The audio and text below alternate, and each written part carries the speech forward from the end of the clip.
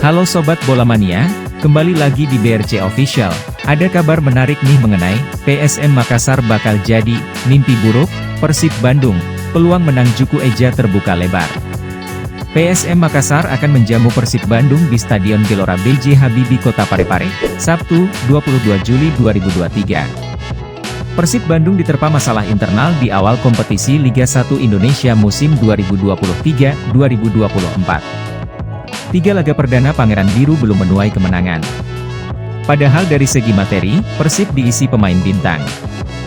Kehilangan Luis Mia di bangku kepelatihan membuat suasana ruang ganti menjadi buyar. Saat menantang Laskar Pinisi, kemungkinan besar Maung Bandung akan didampingi asisten pelatih untuk sementara. Situasi ini mirip dengan musim lalu, ketika Ciro Alves CS bertemu PSM dalam masa transisi. PSM Makassar sendiri diuntungkan dalam situasi ini. Kemenangan terakhir menjadi motivasi lebih mengangkat mental anak asuh Bernardo Tavares. Catatan positif Tavares saat bertemu Persib Bandung bisa terulang. Pasalnya, pasukan Ramang kini dalam kondisi prima dan mulai menemukan kembali performa terbaiknya. Selain itu, Juku Eja juga berambisi untuk mendapatkan 3 poin di markas sendiri. Laga kandang perdana PSM tercoreng akibat kekalahan saat hadapi Dewa United. Untuk itu, Laskar Pinisi punya tekad lebih untuk menang. Di tengah performa membaik, PSM Makassar juga dalam masalah yang cukup serius. Lini depan Laskar Pinisi sampai saat ini belum juga membuka keran golnya.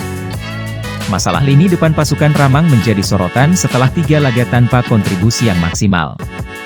Gol PSM Makassar tercipta dari pemain berposisi gelandang, Wiljan Pluim dan Kenzo Nambu.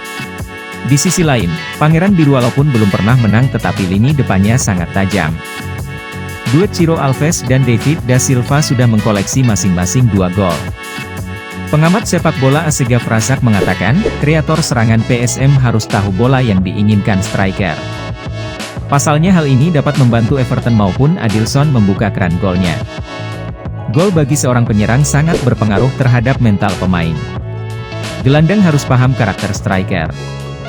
Jangan diberi bola terobosan kalau striker tidak bisa lari, katanya kepada Tribun Timur, Senin, 17 Juli 2023. Kalau unggul bola atas maka manjakan dengan umpan bola atas, tutur ex pelatih PSM Makassar ini, singkatnya. Nah itu dia Sobat Bola Mania untuk update kabar kali ini, bagaimana pendapat kalian Sobat?